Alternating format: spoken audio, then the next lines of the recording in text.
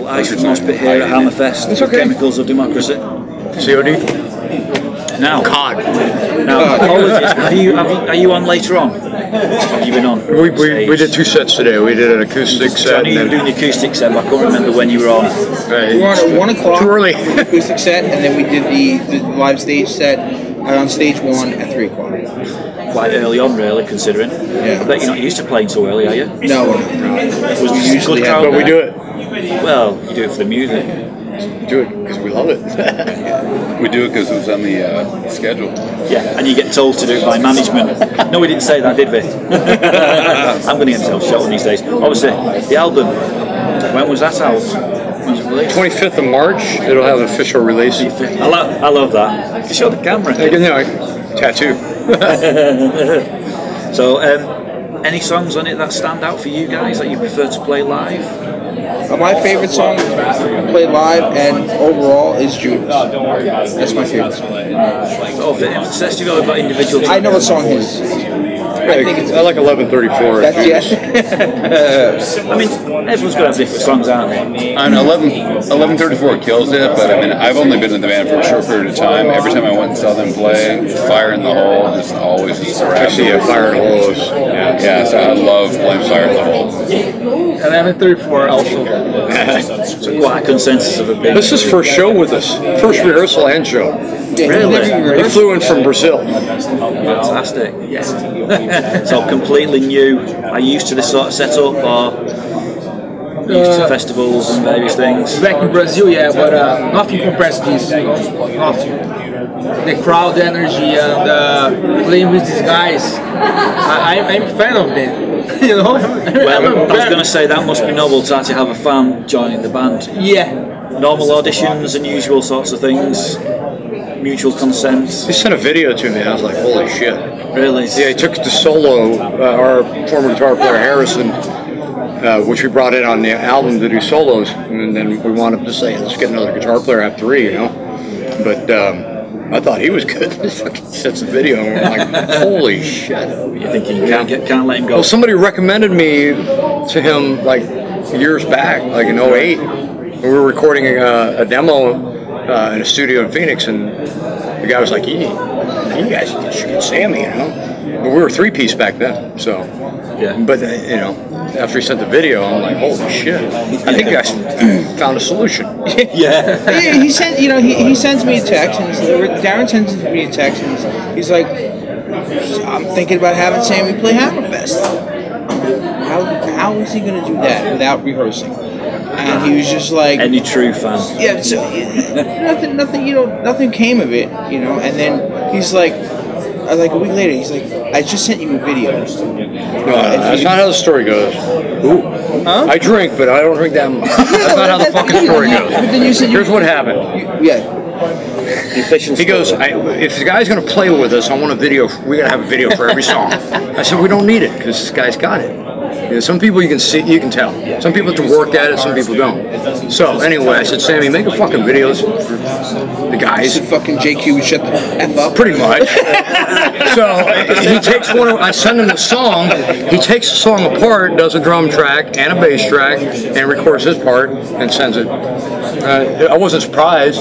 I sent it to him, and I texted JQ. I'm like, "Do you watch the video?" And his response was, "I'm speechless." I didn't say I just said speechless. I just speechless. The best part is he does the video and he's like giving the explanation before it starts. You got to see the video actually. He's like, I've been up all night and I've been 4 a.m. here in Brazil. 4 a.m. here. I'm so tired. I'd like to see that. The anxiety's killing me. I say fucking. I do it now. I do it right fucking now. Yeah, I know it's 4 a.m. If I say fuck it. He's like, I take this shot right fucking now. Yeah, I've been busted on him for like 2 days about that. Yeah. So have you just come over for Hammerfest, or are you in the middle of a tour, or? You know, we're trying to put together one, you know, and then go out and tour the album. Right. UK tour, world tour. Yeah. Sound like UK and then try to work our way into Europe. When was the last time you played UK? It was Hammerfest last year. Last year? Yeah. Oh, so it feels like home again. Love it here. Same family environment, obviously the same guys, same crews. Well, for them, I'm new since... He's new. He's newer. Yeah. About how many months? 5, 6. Been that long already? Time flies when you're having a good time. Well, the first couple you just like said this guy's filling in until you decided I was okay. Then you said I was a member. So. Yeah. The official member was 6 months, but unofficially it was 20 months. There was some animosity maybe with the other guitar player that was in the band before. He wanted to be a 4-piece, and we wanted to have that 3 triplet. If we want to do triple harmonies, we want to have that luxury of doing that, you know? Yeah. But now you found perfect band, perfect set. Great guys. Yeah. I was just happy around November when they took the asterisk off my name. So that was kind of cool. I'm surprised how one little thing can make a big difference. Yeah, sure. So obviously, I've got to stop saying obviously, because I've been told for saying that I say obviously too much. With the set, did it go down well? Yeah. Beautiful. I think we killed it. One technical issue, and once that was fixed, Which was the technical issue? I stomp pedals a lot, and what I'd stomp, cut the mic out. So yeah, he just jumped over onto my mic, and then they ran up, they fixed it. And then he went So it was a little thing. It's nothing. Nothing. It was all fixed within the first 2 verses of the song. Trials and tribulations of being on tour. Or just stomping. It wasn't bad as Spinal Tap's Stone Age. well, no. Now you mention it, no, I don't think it would have been. We got Little Marshalls. If we had time, we would have definitely came out with Little Marshall. Oh, those Little Marshall. Little Marshall amplifiers. Now, last night when we actually got out of here and actually saw some bands, there were some Smurfs around. Right? Yeah. Were any Smurfs around today? Yeah. No, I didn't see them I today. didn't see the Smurfs today. They must be still hungover. Just the clown. Just the clown. It's all. I'd shit if I seen the Travelocity, you know. Like, hey, come here, I need your autograph. Just out of curiosity, guys, how do some of your English fans or your UK fans differ from your American fans? Is there a big difference, or would you say There's a big difference. There's a big difference, but I don't. what kind of way would you say? There's so much. Where we come from, it's a lot of cover bands and nostalgia, and not open to new metal. More, let's say, other musicians that go out see other musicians, and a lot of it's cover band types scenarios. So Right. I said the similarities there. I mean, when you get somebody who likes your original music, you'll find them out there every single time you play. And I mean, they're not fans; they're friends at that point. You just really draw them in, and that's a lot what I'm seeing here. It's like people walk up to you, and it's not just "I love your band." It's like, "Hey, can I sit down and have a beer with you?" It's like there's good people. I was going to say, because the more bands I speak to, they come and say, the UK audience in particular, they're quite honest and open. Like I say, they'll come and sit, have a beer with you, and they'll tell you what they think. Whether you agree with what they think is a different issue, but they'll be honest and say, I like that song, I don't like that very much, or are you finding that whilst you're over here, that they are too honest? that's fine. Yeah, I mean, Bring it on. That's what you said on the video. Bring it on. Yeah, because I've been trying to remember that for 3 days. Because he put subliminal messages in the video that he did. Oh, right. Is that one when you play the video backwards? Yeah. I mean, the thing that really just struck me, because we played Hammerfest last year, and there's one particular part in one of our songs, "Shoot Us Back," where there's a breakdown, and Darren usually screams, "Fight, fight, fight, fight!" And we weren't going to do that way this year. We were going to introduce the band on that breakdown. They just started and then do the fight, fight, fight. And then that's why if anybody videotaped it, they're screaming, "Fight, fight, fight, fight!" And I walk up to the mic and I'm like, "Wait for it." But Ghost, that was good, Ghost. Obviously, the fans that hear look at the bands before they come. So they'll find them on YouTube if they've not heard of you, and actually find the songs that stand out for them. So when they do come and see you, they're hoping, like they might not, that they know at least one song rather than just going blindly and going, entertain me. Do like a Jabba the Hutt just sat there and entertain me. A lot of people today, I don't think have heard us before. I mean, compared to last year, doing stage 2, it was a smaller audience. Today it was like probably triple, maybe. Right. And it was just like, there was hardly anybody in there when we came on. But then as we started playing, it was like, yeah, they've all been out, grabbed next thing I know, I'm like, holy. Beautiful. We have 3 major videos on YouTube right now. If anybody if anybody searches on YouTube, Chemical Democracy, all of our videos come up, and they're really pretty entertaining. I mean, I like watching them. Yeah, because what I'm going to do, obviously, we have one cock and we've got a nice mic that's picking up everything, not that background noise, so it's all clear on on our Facebook page before we put it up on the YouTube and everything. We're going to put in, if you're happy, the 1134 video. It's a good one. It's the last one we shot. Yeah, because the intention, what I've done is I'm interviewing bands before listening to the CD, so I'm talking to you guys, not thinking I want to ask about this or I want to ask about that. I want to know about you guys first, hence by members joining, going, whatever, and then the links will go onto Facebook and say, here's the interview, YouTube, but also check out, and then you can see everything together. So hopefully with the review, with everything together, they get to see everything in one go. Otherwise it's bitty and you guys are kind of going, but the interview's up, where's everything else? At least that way, from your benefit, you're getting out to a bigger audience and everything's there for them to check out. So, answer your question earlier, the UK rules. Dude, we love it, dude. Well, if you look at the history of rock and roll, a lot of great bands came from here that followed the older blues, and I'm real into the history of rock and roll. Like, really good. Well, yeah, the Who is like one of the greatest bands ever, in my opinion. I don't think we'd have heavy metal at some point without that scream. I wasn't going to ask another question, but I'm going to ask because of this. One, because we talk about the lifestyle and like tattoos, basically, obviously, it's quite obvious tattoos. Most people said tattoos for the rock metal community anyway.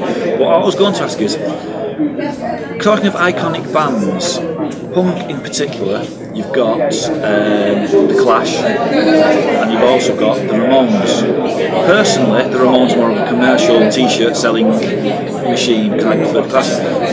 Would you feel the same if you said pick Clash or Ramones as an iconic band? Because obviously you've got the UK side from the history, then with the American side, the Ramones starting with the punk in America, kicking off. But which one would you say you prefer? I mean, that's a tough one because they're both.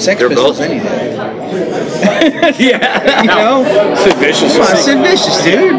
But that's not the answer to the question, though. But there is a reason, because what we're trying to do is we want to pick out similar genres of bands. So we want to pick out 2 punk bands that are similar, and both Ramones and the Clash. I think they're both great in their own right. That's a tough one. But I think more recently with the t-shirts, as you see kids with Ramones t-shirts on, they aren't included yet. But if you go about the Clash, they know about the history, they know about the Clash went across, did all this. Sex Pistols is the oldest one, but we're trying to pitch them at the similar sorts of levels. I'd have to go with the Ramones personally. Because I want to be sedated. And I think it's personal. I mean, for me, the Ramones I always loved because like half their songs got me laughing so hard because there's a lot of humor in their lyrics and everything else. But musically, I'd say either one of them. They're both like equal in my opinion. Like musically, I think the Clash. Yeah. It's just something different that we want to ask, because knowing a lot of bands know the history of rock and roll, they know what's going on, they know which bands are iconic of certain eras, but no one ever goes around and says, here are 2 bands, here are 2 heavy metal bands, here are 2 industrial metal bands. Who do you actually prefer? Who would you prefer to actually see it? They actually do that a lot, I see, on Facebook. They'll like have Megadeth versus Testament, or these threads, and it's like, you can't really, I don't think you can compare. Like, if you have iconic bands, in my opinion, it's like, if you ask me, like, who my favorite metal band is, it's going to be a list of 10, Yeah, it's difficult to narrow it down, because obviously you're going to pick out things of each individual band, whether it be a song or something about off-camera antics, whatever it might be. You'll pick something specific about it differently, so you can. I suppose it's the same with pick your supergroup. who would you have in your supergroup? I couldn't do it because there's so many different things. I'd have to have like 5 guys on bass, 5 guys on guitar. You just couldn't narrow it down. And people who, it's nice to see people actually talking about wanting to narrow it down. Why? Everyone's got a valid point. Don't say that shit. Just listen to it.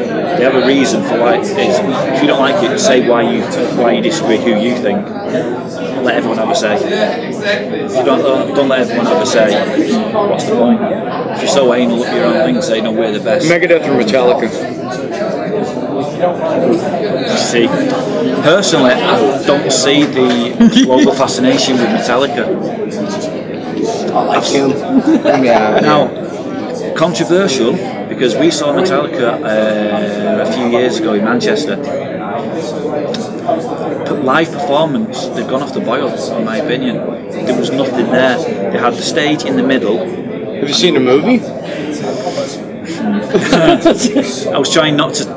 Yeah. No, I love old Metallica. I think pre-Bob Rock. Yeah, I think the way Metallica have gone, they're putting it out, trying to keep the commercial side of things. They're not doing it true to themselves. The old school Metallica, as I call it, live performance, it's there. They brought it. They kept all the crowd entertained. Recently, on the last few tours, the tour I saw, they were in the middle of the stage, walking round. You can't captivate your audience if you're constantly going round to different corners. You're playing to the different corners. You want to be there at the front with everyone, all their eyes on you. And whatever you do when you're relaxed on stage, I just thought it was a gimmick. And I just didn't. You ever seen Megadeth? I've not actually seen them live. I saw them live for the first time probably like 3 months ago, 4 months ago.